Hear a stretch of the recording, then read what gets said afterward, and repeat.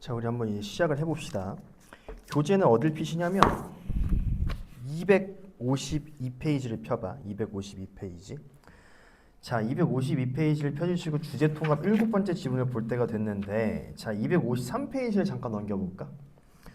거기 밑에 여백이 넓게 있을 거예요. 이렇게 넓게 있을 겁니다. 옆에 밑에 여백이 여기다가 요걸 한번 적어줄까? 스페이스바를 누르고. 다 적었죠? 자, 한번 시작을 해볼게. 지금부터 주제통합형 지문의 행동 강령, 요걸 이렇게 내가 적어놨는데, 주제통합형 지문이 정확히 뭐냐면 흔히 우리가 아는 요 가나 지문 있지, 이런 걸 주제통합형 지문이라고 하는데, 자, 내가 지금부터 설명을 드릴 건 뭐냐, 이 주제통합형 지문이 나왔을 때 행동 절차입니다. 요렇게 좀 행동을 하자는 거야. 먼저 어쨌든 우리가 수능에서 마찬가지고 내신에서 마찬가지고 주제통합형 지문에 아마 문제수가 가장 많이 딸려 있을 겁니다. 최소 6문제가 딸려 있을 건데, 무조건 마지막 질문은 어휘 문제로 픽스가 되어 있거든. 그러니까 어쨌든 어휘 문제라는 건 지문을 읽지 않고도 풀 수 있는 문제잖아, 우리가. 그러니까 요걸 먼저 좀 풀어주셨으면 좋겠어. 알겠지? 내가 이걸 왜 방향성을 추구하는 거냐면, 어쨌든 우리는 사전에 읽기 전에 먹을 점수를 먹고 시작을 하자, 요겁니다. 최대한 쉬운 것부터. 알겠죠? 자, 그 다음에 두 번째, 가나 주제통합형 세트로 되어 있지만 어쨌든 항상 나오는 게 뭐냐면 가 단독 문제랑 나 단독 문제는 무조건 출제가 돼. 그러다 보니 항상 우린 가를 독해하고 가 문제를 먼저 풀어야 돼. 그러니까 봐봐, 단독 문제를 풀라고 여기서 되어 있잖아. 내가 이 점을 굉장히 강조를 하고 싶은데, 꽤 많은 친구들이 가랑 나를 다 읽고 나서 문제를 풀러 들어가는 경향이 있더라고. 봐봐, 그럼 어떤 사태가 생기냐면, 딱 문제를 풀러 갔을 때 가 관련 내용을 이미 나를 다 읽은 상태에서 가 문제를 풀다 보니까 가와 관련된 그 지문의 내용을 이미 다 까먹은 상태에서 시작을 해. 됐니? 애초에 그럴 바에는 그냥 가를 독해한 이후에 단독 문제를 먼저 풀자, 요겁니다. 됐죠? 근데 여기서 내가 한 가지 태도만 더 조금 말씀을 드릴게. 자, 그 다음에 여기서 소거할 수 있는 선지는 먼저 좀 소거를 하고 들어가야 돼. 알겠지? 그 다음에 나 읽고 나 단독 풀고. 자, 근데 여기서도 하나만 더 강조를 하자면, 나를 독해 시에 1문단에서 있지, 1문단에서 여기서 요거 파악해줘. 연결고리 좀 파악해줘. 어떤 화저가 지금 겹치고 있는지, 어떤 관계에 있는지, 뭐 읽다 보면 호응 관계일 수도 있고 대위 관계일 수도 있고 여러 가지가 있잖아. 이 링킹, 이 엮이는 지점을 좀 파악을 해주시고, 그 다음에 가나 융합형 세트 문제 풀어주시고. 뭐 요건 대표적으로 어떤 문제가 있을까? 보기 문제 같은 게 되겠죠. 이거 이해됐니? 오케이. 자, 먼저 풀고 시작을 해야 돼. 우리 요거 스페이스바를 누르고, 시간은 내가 12분 정도 줘볼게, 얘들아. 그렇게 어려운 세트는 아니었습니다. 한번 풀어보자. 시작. 풀었죠? 자, 한번 이제 또 가볼 건데, 요렇게 좀 갈 거야. 당연히 지문 내용 상세하게 설명을 드릴 거고 문제도 꼼꼼하게 풀어 드릴 거야. 근데 어쨌든 우리는 요게 지문은 그대로 나오지만 분명히 문제는 변형이 되어서 나올 거란 말이지. 그러니까 내가 오늘 설명을 드리고 싶은 건 어떤 지점에서 이런 게 좀 변형이 될 수 있을까, 학교 시험에서.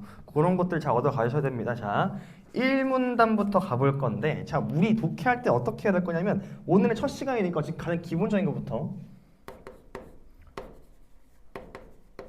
독해할 때 내가 가장 강조하고 싶은 태도, 우린 요거에만 집중할 겁니다. 어떤 지점이 연결이 되었는가, 그 다음에 어떤 지점들이 구분이 되고 있는가. 일단 이게 가장 기초적인 거, 베이직한 겁니다. 아시겠죠? 요거 집중하고 일단 쭉쭉 읽어 나가볼게. 1문단은 항상 천천히. 자, 1문단 가보자. 가 1문단입니다. 252페이지. 자, 건축 설계는 공간을 기획하거나 건물의 외형을 아름답게 만드는 거 의미하지 않는데, 건축 설계는 구조적 안전성, 기능적 효율성, 미적 가치를 위한 자 과학이자 예술 이래. 건축 설계가 과학이자 예술로 기능하는 데 있어서 자 여기서 뭐라 그러고 있냐면 지금 필자 대놓고 가장 중요한 두 가지가 뭐랑 뭐래? 건축 구조랑 지금 건축 재료래. 얘들아 필자가 중요하다고 하면 그냥 닥치고 중요한 겁니다. 그럼 봐봐. 중요한 거 지금 두 가지가 지금 뭐라는 거냐? 두 가지가 지금 뭐다? 건축 구조랑 지금 어떤 거? 건축 재료래 지금. 됐어? 내가 여기다가 동그라미 1번, 2번 이렇게 놨지. 우리 항상 지금부터 이렇게 행동해 줄 겁니다. 같은 층위의 정보가 뭔가 2개 이상 대등하게 나야 된다면 우리는 넘버링 1번, 2번 해가면서 예측할 거야. 그럼 봐. 앞으로 글이 뻗어나갈 방향 뻔하지. 아마도 건축 구조를 먼저 구체화한 이후에 건축 재료에 대해서 구체화하겠죠. 됐죠? 이 문 나가본다. 항상 문단 번호 매기면서 갈 겁니다. 우리는. 자, 건축 구조는 1번부터 지금 말하고 있네. 건물에 가해지는 하중을 지탱하며 형체를 유지하도록 설계된다. 아, 지금 요거네. 그러면 이 건축 구조라는 건 자, 뭘 지향하는 거야? 안정성을 지향하는 거네. 됐니? 다 뒤에 하중이란 구조물에 작용하는 모든 힘으로 뭐래? 정하중과 활하중으로 구분된다. 자, 그럼 봐봐. 이렇게 된 거네 지금. 여기서 언급된 게 뭐냐면 지금 하중이라는 거거든. 하중은 뭐랑 뭐로 구분된다고? 구분되고 있으니까 우리도 뭐 해줘야 돼? 구분시켜줘야겠지. 정하중과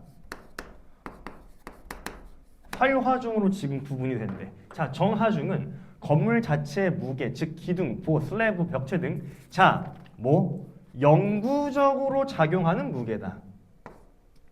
자, 그럼 얘는 변하지 않는데 계속 permanent한 겁니다. 자, 반면에 활화중은 사람이 건축물 안에서 이동하거나 가구와 같은 가변적인 여기서 반짝반짝 거려야 돼. 아까 지금 방금 정하중은 지금 뭐라 그랬어? 영구적이라며. 얘는 활화중은 가변적이라고 했으니까 이렇게 지금 구분시켜 두시고 주간에서 발생하는 하중을 의미한다. 자, 그럼 봐. 지금 정하중은 영구적인 거고 얘는 변하지 가변적인 거야. 됐나? 이렇게 지금 구분시켜 주시고 건축 구조는 이 하중을 지탱할 수 있도록 설계되어야 하는데 이때 가장 중요한 개념이 지금 뭐래? 내력이래. 내력이 지금 뭐래? 하중에 대응하여 구조물 내부에 생기는 반작용령으로 정하중뿐만 아니라 자 활하중 등 모든 외력에 나타내면 자 밑줄 또 그어놔봐. 인장력과 압축력을 포함한다. 그럼 지금 요거네. 봐. 여기서 지금 파생된 게 지금 뭐라고? 어떤 거? 두 글자. 내력이야. 봐. 그러면 내력인데 얘는 지금 뭘 포함하는 거래? 자, 일단 기본적으로 얘는 반작용력인데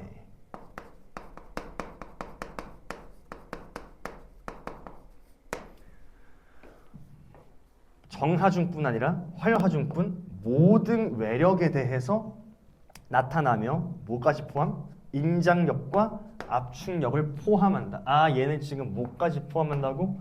인장력과 압축력까지 지금 일단 포함을 하나 봐. 됐냐? 자, 구조물이 당겨질 때 이에 맞서 늘어나려는 거 인장력. 이런 거 알고 있지? 눌릴 때 이에 맞서 버티는 걸 압축력이라고 하는데 쉽게 말해 뭐야? 늘리는 거 인장력, 그냥 버티는 건 압축력이네. 자, 자르는 힘인 전당력. 자, 뭐 모멘트 등도 내력에 포함된다. 즉, 봐봐. 여기서 봐. 중요한 행동을 하나만 강조를 할게. 이 부분 지금 뭔가 같은 층위에서 열거가 되고 있지. 그러면 이때 행동을 우리는 어떻게 해야 되냐면 너무 기억을 하려고 애쓰지 말고 그냥 어떻게 한다. 버틴다라는 마인드로 가야 돼. 이 버티는 방법은 어떻게 버티는 거냐면 좀 적절한 색인 인덱스를 해가면서 가야 돼. 동그라미를 치든 숫자를 매기든 간에. 그러니 내가 버티고 싶은 건 하나하나 기억을 하려고 애쓰지 말라는 겁니다. 아시겠죠? 이렇게 좀 보시면 되고. 자, 내력이 구조체 단면에 어느 정도로 작용하는지를 나타내면 또 응력인데 얘는 단위 면적당 힘의 크기래. 이거 하나하나 기억하려고 애쓰지 말라니까. 그냥 적당히 그냥 밑줄 쳐놓고 문제에서 물어보면 그때 돌아온다. 이 마인드로 가셔야 돼. 자, 내력이 과도하게 발생한다면 균열이 생기겠지. 왜? 어쨌든 힘의 크기가 그만큼 발생한다면 많이 발생한다는 건 그만큼 크랙이 생기겠지. 자, 압축될 때는 모양이 흐트러지거나 휘어지는 그냥 뭐가 생긴다? 좌굴이 생긴대. 쉽게 말해 지금 뭘 말하고 싶은 거냐면 나는 요런 거에 집착을 하지 말라는 거야. 봐. 뭔가 균열이 생기고 좌굴이 생긴다. 그냥 이 정도만. 그러니까 뭔가 문장 단위로 기억을 하지 마. 즉 봐. 이런 식으로 이거 행동 이거 잘 기억해야 돼. 특히 수능 공부할 때 이런 거 굉장히 자 개념어가 이런 식으로 나열이 되잖아 얘들아. 이때는 어떻게 하냐면 문장으로 기억하려고 애쓰지 마. 그럼 어떻게 애써야 돼 우리는? 키워드 위주로 좀 애쓰셔야 됩니다. 아까도 내가 어떻게 잡았어요 이거 정보? 하중은 뭐 정할중, 정하중, 그다음 화랑중 있었잖아. 뭔가 문장 단위로 기억했는데 키워드 하나 잡았지. 어떤 거? 얘는 영구적이고 얘는 가변적인 거. 그니까 내가 말하고 싶은 거. 키워드를 구분하는 기준 있지. 기준은 뭘로 잡아야 되냐면 서로 대비되는 상대어로 잡으셔야 돼. 상대어로 기준을 잡으신다. 알겠죠? 요거. 요 행동. 어제도 우리가 인문지문이나 특히 이런 예술지문에 어떤 뭐 이런 거 있지만 숫자 나오고 이런 것들 이런 거에서 이런 구간이 반드시 어쨌든가 나올 거기 때문에 알겠니? 요렇게 좀 보시면 되고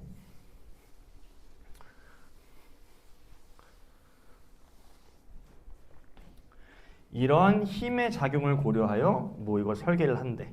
삼각형의 형태를 반복적으로 조합해 하중을 분산할 수 있도록 한 뭐 크로스 구조. 그 다음에 곡선형의 아치를 통해 하중을 분산하여 압축으로 전달하는 구조인 아치 구조.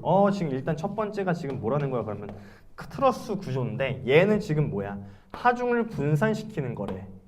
얘는 분산해서 압축력으로 전달하는 걸 지금 뭐라 그러는데? 아치 구조라고 한대. 그 다음에 결합해서 자유도를 높인 골조 구조. 자, 구조 지금 몇 개 열거되고 있어?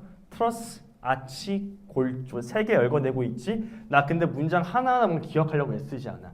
키워드만 잡자. 기준은 뭘로? 상대로 잡아. 자, 잘 들어. 트러스 구조에서 내가 지금 보이고 있는 건 하중을 분산시키고 있는 거야. 왜? 이 하중이라는 건 어떤 정보이기 때문에? 앞에서 계속 반복되고 있는 정보이기 때문에 일단은 잡아줬어. 그 다음에 자 아치 구조야.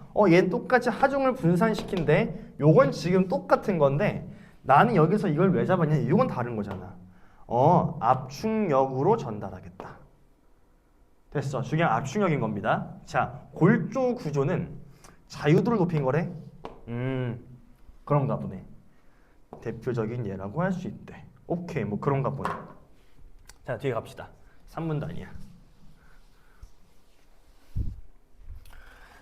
3문당 가볼게. 건축 구조가 건축물의 뼈대를 만드는 일이라면 건축 재료 지금부터 뭐 나오고 있는 거냐 얘들아? 건축 재료 동그라미 몇 번이야 얘? 동그라미 2번이지. 그러면 지금부터 요 얘기는 다 끝났어. 우린 지금부터 요 얘기 볼 겁니다. 됐죠? 건축물에 살을 붙이는 거라고 할 수 있대. 건축 재료는 내력을 결정하는데 중요할 뿐 아니라 계속 지금부터 건축 재료를 얘기하고 있네. 오케이 확정. 내력을 결정하는 데 중요할 뿐 아니라 단열 성능, 뭐 방수 능력, 수명과 효율성, 감성적 측면에까지 영향을 미친대. 건축 재료 중에서 콘크리트는 압축 강도가 크고 자유로운 구현이 가능하대. 철근은 인장 강도와 압축 강도가 모두 우수하여 뭘 확보한다? 안정성 확보. 뭐는? 철근은 안정성 확보야. 근데 콘크리트는 뭐? 어떤 거? 자유로운 형태의 구현이 가능하대. 그러면 요런 유추가 조금 가능할 것 같은데. 잘 들어. 얘는 콘크리트는 지금 압축 강도만 커. 철근은 인장 강도와 압축 강도 모두 커. 됐나? 이게 차이지. 얘 인장 강도까지 크다. 그러니까 안정성을 확보할 수 있게 한다. 얜 자유롭다. 됐냐? 자, 뒤에 압축 강도는 우수하지만 자, 인장 강도가 작은 약점을 보호하기 위해 자, 모두 널리 사용된다. 철근 콘크리트 사용된다. 그럼 봐봐. 요거는 지금 여기서 지금 또 파생되고 있는 개념이 뭐냐면 철근이랑 콘크리트랑 철근 콘크리트거든. 하나하나 지금부터 정리해보자. 자, 콘크리트는 지금 뭐래? 압축 강도가 크고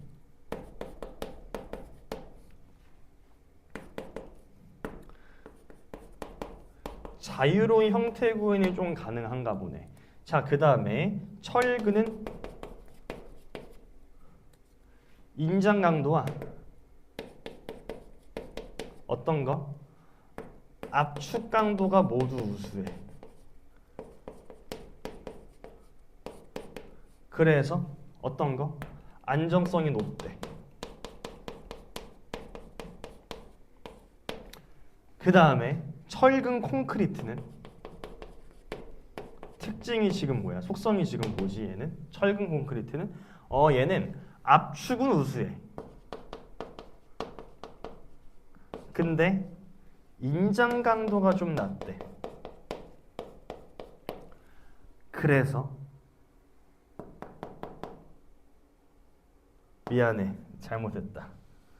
얘는 둘 다 지금 잘 들어. 압축 강도는 우수하지만 인장 강도가 작은 약점을 보호하기 위해 철근과 결합한 철근 콘크리트. 미안해. 자, 얘 인장도 지금 큰 거지. 근데 중요한 건 궁극적으로 말하고 싶은 건 얘가 지금 뭐야?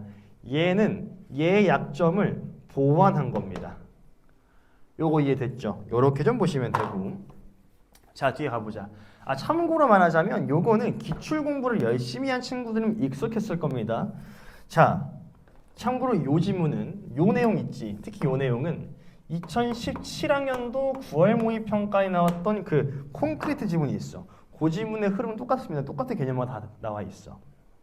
그래서 좀 기출된 거기도 하니까 미리 좀 이 정도는 알고 들어가는 게 좋지 않을까. 어쨌든 우리는 연계를 수능에서 연계하고 조금 될 거니까. 난 개인적으로는 근데 이 대목이 될까 싶긴 해. 너무 좀 익숙한 대목이긴 해서. 그래도 나왔으니까 읽어봅시다 한번. 자, 뒤에 목재는 철근이나 콘크리트에 비해서 무게가 가볍고 자연 친화적인 느낌을 주어 전통 건축은 물론이고 현대 건축에서도 뭐래? 다양하게 지금 활용이 되는데 분필이 또 부러졌어. 봐, 그러면 얘들아, 요거지 지금 목재의 특징에 대해서 말하고 있어. 얘는 무게 가볍고 자연 친화적이야. 이거 한번 적어보자. 그러면 목재는 무게 가벼워. 자, 그 다음에 자연 친화적이라고 하고 있는데 지금. 자, 뒤에 또 나오는 게 또 지금 뭐야? 유리. 얘는 투명한 재료에서 개방감을 주기 때문에 연속성과 확장감을 부여하는 데 탁월하다. 하나 적어보자. 어쨌든 우리 정리는 해야 되니까. 자, 유리야. 유리의 속성은 지금 뭐야? 연속성과 개방감을, 그 다음에 확장, 감을 주는데도 탁월하다고 하네 지금. 요거 지금 됐죠? 자 뒤에 마지막이야. 건축 구조와 건축 재료의 조화를 통해 만들어진 이 예술적 건축물은 현대 건축에서 쉽게 찾아볼 수 있대. 건축가인 칼라트라바는 건축 구조 그 자체가 조형물을 갖도록 건축물을 설계했는데 그가 설계한 미러키 아트 뮤지엄은 트러스 구조를 활용해 접히고 펼쳐지는 날개 형태를 고려해서 자 건축미를 극대화하였다. 아 그냥 요건 지금 뭐다 얘들아? 예시인데 어떤 거의 예시야? 앞에 있는 정보들의 예시겠다. 또한 하디드는 곡면을 적극적으로 활용하고 콘크리트와 복합 소재를 다양하게 사용하는데 헤이다르 알리에프 센터는 유려한 곡선과 연속적인 형태를 구현한 자, 하디드의 독창성을 잘 드러낸다고 평가를 받고 있네. 자 그러면서 지문이 지금 끝나고 있습니다. 우리 문제 풀어보자 한번. 자 소거할 수 있는 선지 먼저 소거하자고 했어 내가 분명히 얘들아. 자 그럼 몇 번 선지 먼저 볼까? 1번 선지 1번 문제 나 먼저 보고 싶어. 1번 문제 먼저 보자.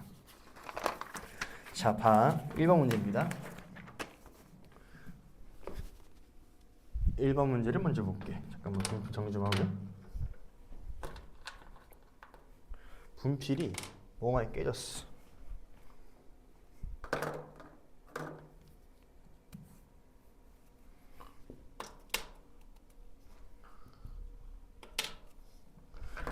한번 봅시다.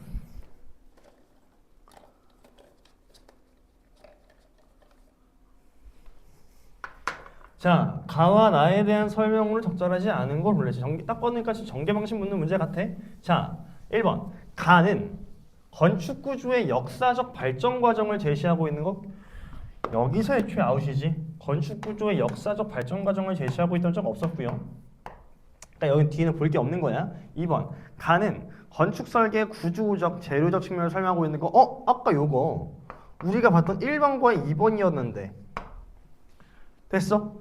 이거 픽스. 3번. 가는 건축사에 있어 과학과 예술의 상부적인 관계를 언제 서술했냐. 됐고. 4번. 건축 설계를 통해 해결하지 못하는 건축 구조의 문제 다룬 적 없었고요. 5번. 가는 건축의 기술적 측면에 주목. 좀 찝찝하지 요거. 기술적 측면에 주목한 적 애초에 없었잖아요. 여기서 특정 건축물의 가치를 평가하고 있고 애초에 특정 건축물의 가치를 평가한 적 아까 그 마지막에 예시로 나온 건 있었죠. 근데 기술적 측면에 주목한 적 없으니까 자 봐봐. 애초에 지금 가만히 읽고 뭐가 털리냐면 1번 선지 털리고 3번 털리고 4번 털리고 5번 털려. 자 정답은 자연스럽게 2번 떨어지는데 어제 이따가 나도 같이 보고 요것도 한번 같이 나랑 또 보자. 알겠죠? 자 1번 털렸고 지금 2번 선지 볼게. 2번 문제 볼게. 2번 문제 보면 자 이거 너희가 이거 잘 파악했어야 돼.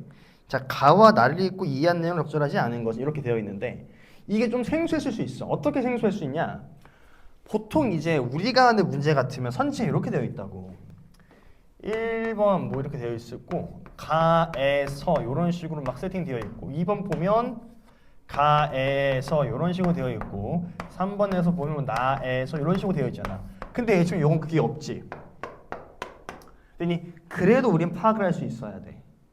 됐냐? 이건 이따 다시 말씀드릴 거긴 한데 참고로 이 문제는 1번 선지 같은 경우에는 나에 관련된 거고요. 2번부터 5번까지가 다 가에 관련된 거든. 사실 나는 EBS 문제를 별로 안 좋아하는 이유 중에 하나가 이런 것 때문이야. 보통 이제 교육청이나 평가원 같은 경우는 선지 세팅을 어떻게 해놓냐면 1, 2, 3번을 가로 세팅해두고 4, 5번을 나로 세팅해두든지 1, 2번을 가, 3, 4, 5번 나. 쉽게 말해 뭐냐면 순서대로 세팅을 해둔단 말이지. 근데 얘는 지금 얼마나 역같아. 1번은 나 세팅하고 2번부터 5번까지 가 세팅하고 있어. 그러니까 수능에서도 무조건 이렇지 않을 거다란 말은 아니거든. 근데 요런 게 좀 EBS와 우리 정제된 문제 간의 차이점이라는 거지. 알겠죠? 그러니까 철저하게 우리가 수능을 준비하는 입장에서는 기준 자체를 EBS 문제로 삼는 게 아니라 철저하게 우리는 기출로 삼으셔야 돼. 이런 거 애교인 거지. 사실 더 까보면 논리적으로 역 같은 거 많습니다. 쉽게 말하면 오류가 좀 많아요. 사실 EBS는. 알겠죠? 자, 이렇게 보시면 되고 요거는 정답만 조금 해설을 해줄게. 어려운 문제는 아니었어가지고. 자, 3번 선지 볼게. 건물의 내력은 인장력과 압축력을 합한 값으로 일정한 값이다. 그러니까 그 문제를 잘 푸는 친구들과 못 푸는 친구들의 차이는 이렇게 나뉘어. 자, 우리 일단 3번 선지를 딱 보자마자 어떤 키워드가 일단 거슬리지? 내력 여기 딱 거슬린단 말이야. 그 문제를 못 푸는 친구들은 어떻게 하냐면 일단 선지를 끝까지 읽어보지도 않아. 내력은 인장력과 압축력을 합한 값인가? 이걸 지문으로 찾으러 들어가고 있어. 근데 잘 푸는 친구는 어떻게 하는지 알아? 일단 끝까지 읽겠지. 값으로 여기서 꽂혀. 일정한 값이다. 우리 아까 키워드 뭘로 잡았냐? 자, 이렇게 되는 거야. 선생님, 내력이 일정한 거라고 말은 없었잖아요. 내가 물어볼게. 내력은 어디서 파생이 된 거냐? 하중에서 파생이 된 거야, 기본적으로. 됐냐? 근데 하중 중에서도 어떤 거? 여기에서 파생된 거지. 이게 뭐래? 가변적이잖아. 애초에 날라가야 돼, 여기서. 정답 3번. 요거 이해됐지? 됐어? 요렇게 좀 보시면 됩니다. 알겠습니까, 요거? 오케이. 자, 이렇게 보시면 되고 키워드 잘 잡아, 얘들아. 개념을 열 걸릴 때는. 그니까 알겠지? 자, 3번 문제 풀 수 있겠다. 그러니까 봐봐. 가만 읽고 우리 세 문제 풀 수 있어요. 지금 요거 얘들아. 가만 읽고 세 문제를 풀 수 있다라는 거. 자, 가를 바탕으로 지금 추론한 내용으로 적절하지 않은 것만 고르래. 자, 우리 요것도 정답 선지만 해설할게. 전혀 어려운 문제가 아니었어가지고 5번 선지 보자. 아치 구조는 하중을 인장력으로 전달하므로 콘크리트보다 철근을 재료로 사용하는 게 더 적합하겠군. 자, 아치 구조 아까 어디 있었냐? 아치 구조 봐봐. 아치 구조 여기 있네. 자, 얘들아, 뭐래 여기서? 아치 구조는 뭐라고? 압축력으로 전달하니까 무슨 인장력? 정답 몇 번이겠다. 5번이 되겠다. 인장력이 아니라 뭐다? 이렇게 되겠지. 요거 됐죠? 요렇게 좀 보시면 될 것 같고. 자, 일단 덮을 수 있는 문제가 없지. 6번의 정답은 얘들아 참고로 3번입니다. 3번. 수연은 뭔 뜻이냐? 상장이나 훈장을 준다는 뜻이겠지. 정답은 3번이고. 자, 그 다음 나 읽어봅시다. 자, 나 읽어볼게.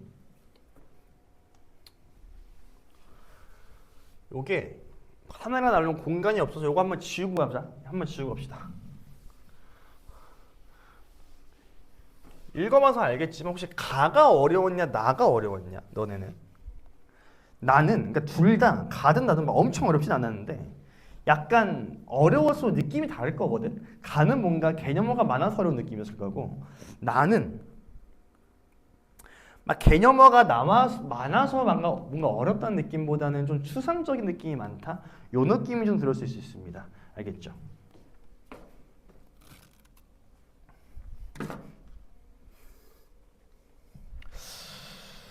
따따따따. 나를 읽기 전에 내가 요 태도 하나만 강조를 하고 들어가자. 봐봐.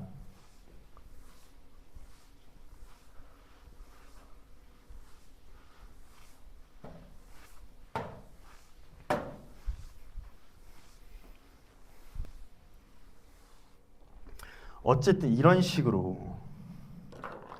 인문지문이나 예술지문 얘들아 굉장히 어떤 경우가 많냐면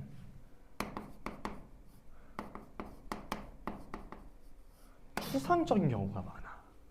굉장히 관념적이야. 지문 툴 자체가. 이때는 좀 어떻게 뚫어야 되냐면 자, 내가 세게 좀 말할게.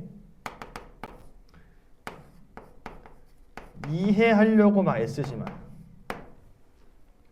뭐에 좀 집중을 하시냐면 요거에 좀 너무 힘을 쓰지 말고 어쨌든 간에 연결이랑 구분에 집중을 하시는데 조금만 더 와닿게 설명을 드려볼게. 이 연결과 구분에 집중을 하라는 게, 이 연결은 특히 이게 왜 어렵냐면 사실상 같은 말이거든. 근데 다른 말로 설명되어 있어. 그러니까 요거 있죠. 같은 의미인데 표현이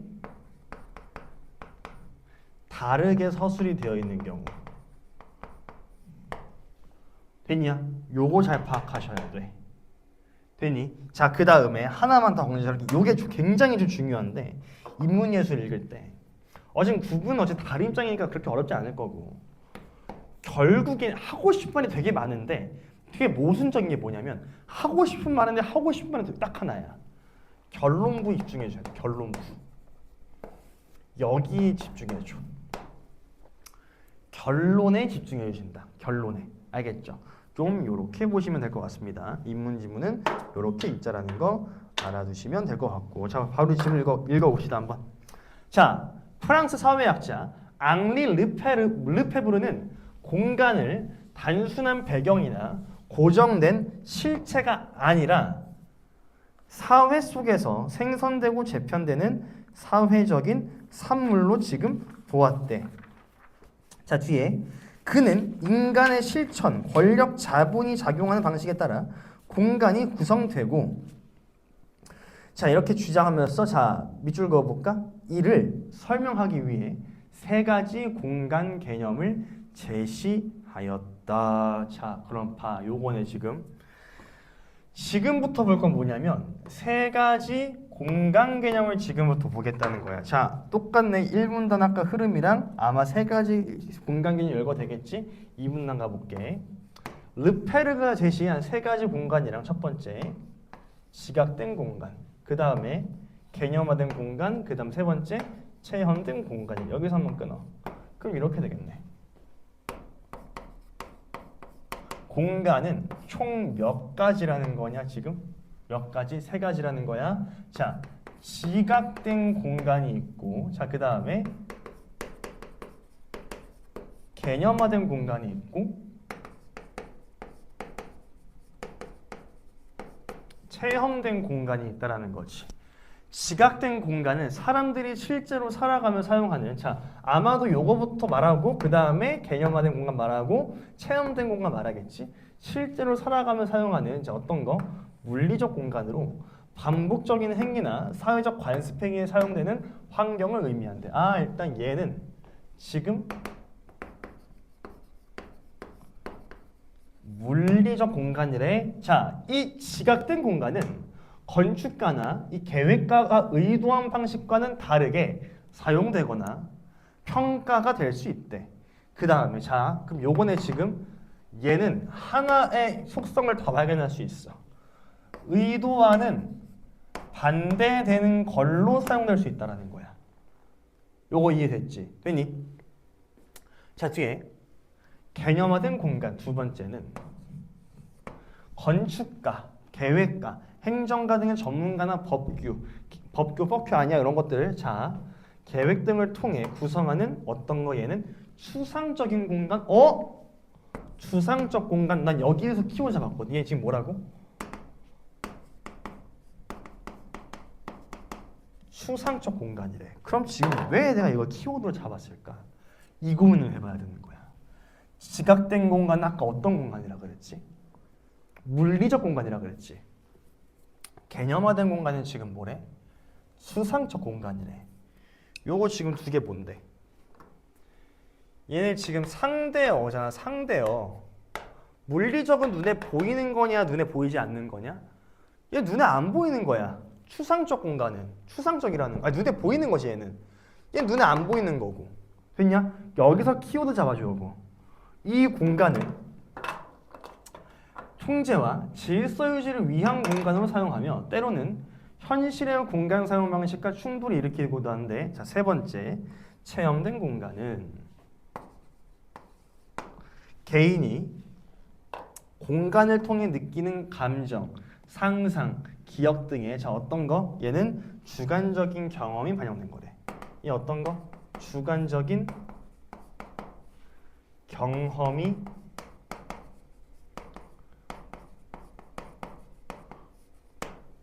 반영이 된 거라고 하네.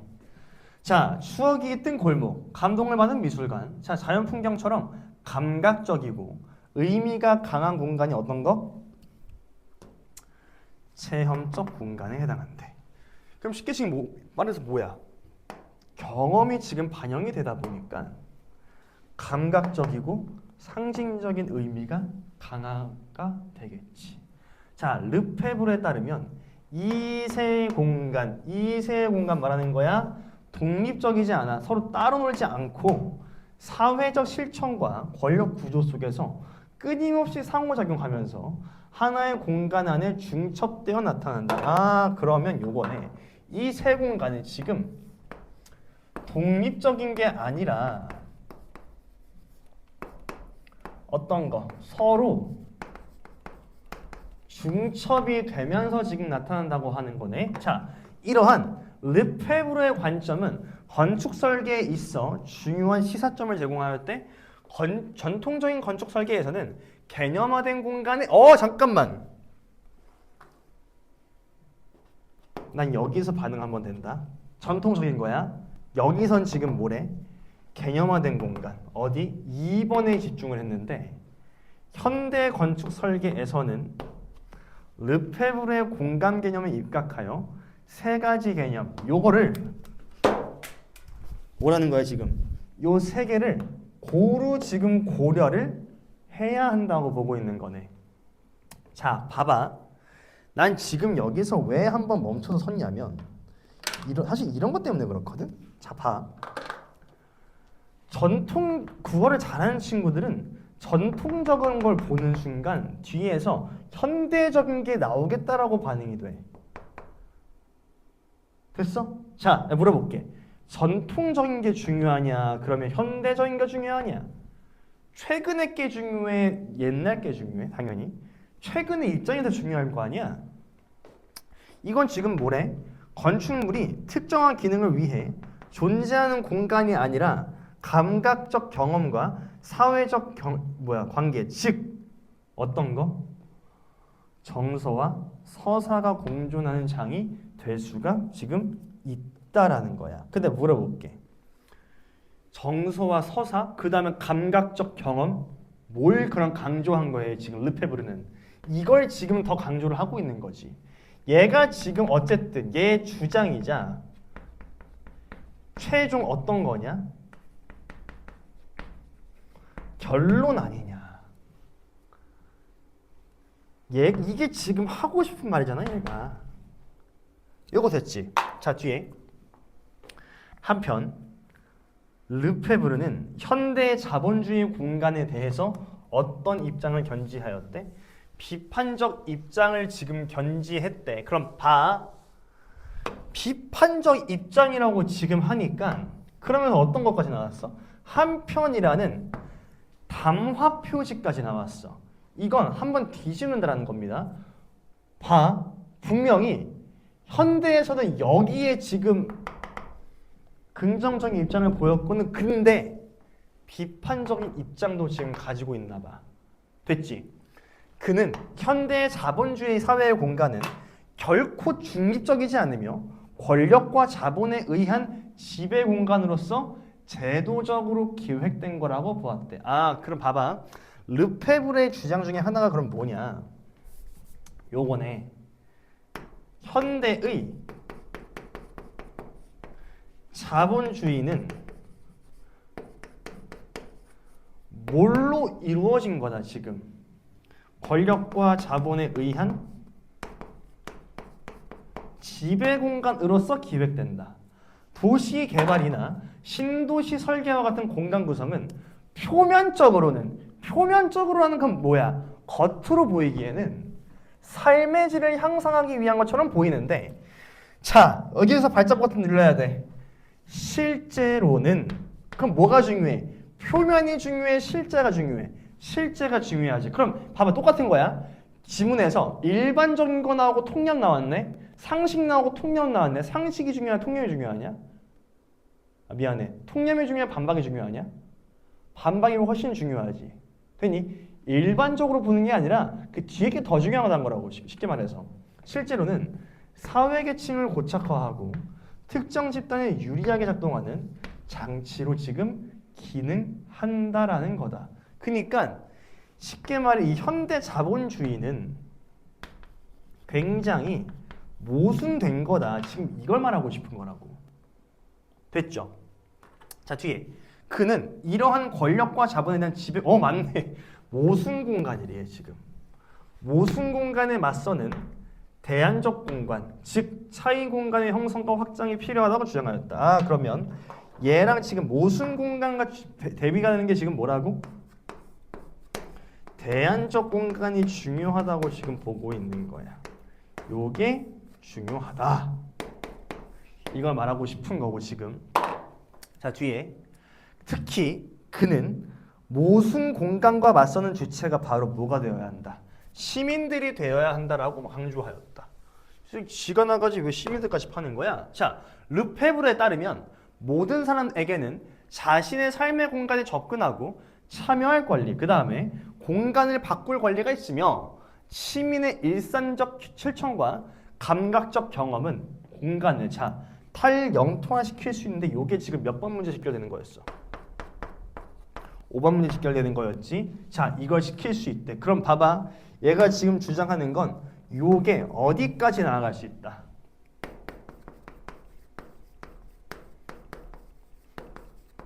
여기까지 지금 나아갈 수 있다라는 거야. 됐지?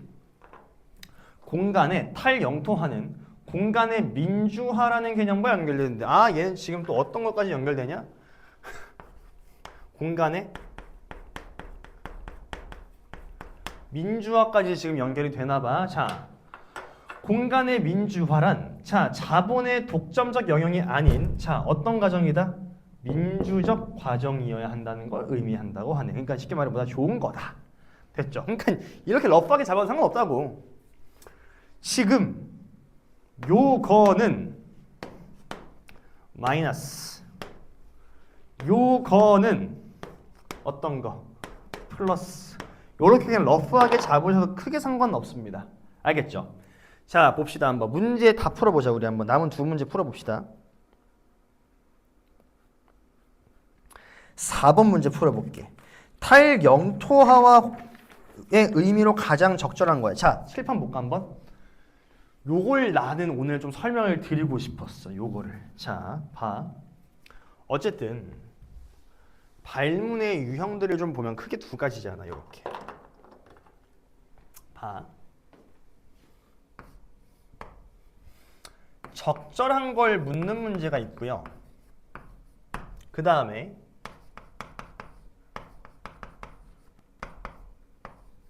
적절하지 않는 걸 묻는 문제가 있지.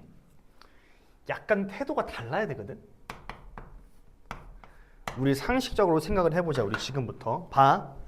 적절한 걸 고르는 문제는 한 개의 선지만 옳은 선지고 네 개의 선지는 지문을 하니까 모순되는 거지. 적절하지 않다는 거지. 적절하지 않은 걸 고르라고 하는 건 선지 네 개가 적절하고 한 개만 적절하지 않다는 거지. 모순이라고 지문과. 됐지? 그럼 봐봐. 필자, 얘가 이전제를 깔아야 돼. 절대 필자, 출제자는 아무 선지나 정답 선지로 설계하지 않습니다. 됐지? 즉, 봐. 적절한 걸 풀 때의 느낌은 하나하나 찾으러 간다는 느낌이 아니라 결국엔 여기서의 이 지문에서의 핵심을 물을 것이다. 요 생각을 좀 해야 되고, 적절하지 않은 걸 선지를 물을 때는 어쨌든 요것도 핵심 위주로 묻기는 해. 근데 이 적절한 걸 묻는 문제에 비해서 어떻게 출제를 하냐? 좀 미시적으로, 즉 하나하나 좀 쥐잡듯이 좀 묻는 문항들이 되려 출제가 되더라. 요걸 좀 이 관점을 견지하셔야 됩니다. 그럼 봐. 나 이 관점이 들어. 탈영토화의 의미를 묻고 있지. 탈영토화에서 키워드 뭐였어? 민주적인 거. 공평한 거. 어제는 좋은 거였잖아. 특히 민주적인 거. 됐냐? 자, 그럼 봐봐. 정답 몇 번이냐? 5번이겠지. 자, 탈영토화 한번 다시 보자. 탈영토화 어디 있니? 여기 있습니다. 탈영토화 볼게요. 한번. 자, 봐봐. 이 느낌으로 풀 겁니다. 우리는 지문으로 돌아갔다고 지금부터 가정을 해볼게. 이 문제를 풀 때 봐. 탈영토화가 지금 뭐래? 공간의 민주화라는 개념과 지금 연결이 된대. 공간의 민주화는 지금 뭐래? 건축 설계, 도시 설계가 권력과 자본의 독점적인 영역이 아니라 실천과 표현이 교차하는 민주적인 과정이어야 한다. 그럼 러프하게 어떻게 잡아야 돼 우리는? 아, 정답 선지에 들어가야 되는 건 민주적인 게 지금 들어가야 한다는 거고, 그 다음에 가장 긍정적인 말들이 들어가야 한다는 거야. 그랬나? 근데 여기서 다 봐봐. 절대 권력, 자본 이딴 게 들어가면 안 돼, 정답 선지에. 이거 이해됐지? 자, 근데 중요한 건 지금 뭐냐? 시민들이 되어야 한다는 거야. 시민들. 공정해야 된다. 자, 절대 법에서 벗어나면 안 돼. 얘는 4번 문제 볼게. 봐. 탈영토화의 의미를 적절한 거 묻고 있는데 1번. 제한된 공간을 최대한 오랜 기간 활용하는 거 애초에 이 관점에서 맞지 않고 2번. 공간 기능으로 전문화하는 것도 애초에 요거 아니었어. 3번. 휴식을 위한 공간 이런 거 애초에 없었잖아. 4번. 과학이나 기술의 영역으로 이해하자는 거. 좀 과학기술에서 왜 나오냐. 5번. 제도적 기획을 벗어나는 방식으로 공간을 다시 구성하는 것이 제도적 기획이라는 건 지금 여기서 뭐 말하는 거야? 권력 말하는 거지. 여기서 벗어나야 된다. 정답 몇 번이니? 5번 딱 지키겠지. 그러니까 실전이라면 이렇게 벌써 풀어도 상관없어. 아, 그냥 제일 긍정적인 말을 찾으러 들어간다. 이렇게 푸셔도 크게 상관없습니다. 알겠지? 근데 내가 어쨌든 설명을 드리는 거니까 이렇게 해설을 하는 거고. 자, 5번 문제 보자. 보기 독해 하셔야 됩니다. 자, 가와나를 바탕으로 보기를 이해하는 내용을 확정하지 않은 거 고르래. 자, 아제르바이잔의 수도 바쿠에 위치한 헤이다르 알리예프 센터는, 아제르바이잔 하니까 그 곽튜브 생각나는데 곽튜브 아니노네? 곽튜브? 그 지금 결혼한 그 곽튜브 여행 유튜버. 내가 곽튜브가 내가 구독자가 1000명도 안 됐을 때부터 내가 그때부터 곽튜브를 봤거든.